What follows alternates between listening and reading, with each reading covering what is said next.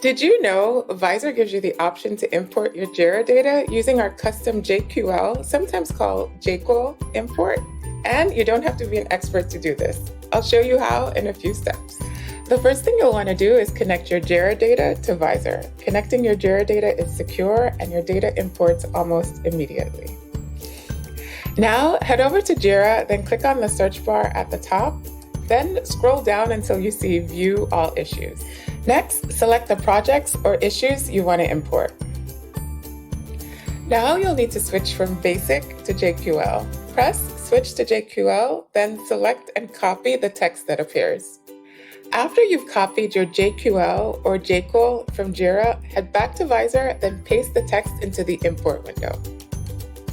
One of the benefits of using Visor's custom JQL is that you can import multiple projects into one workbook and have it be a single source of truth for everyone on your team.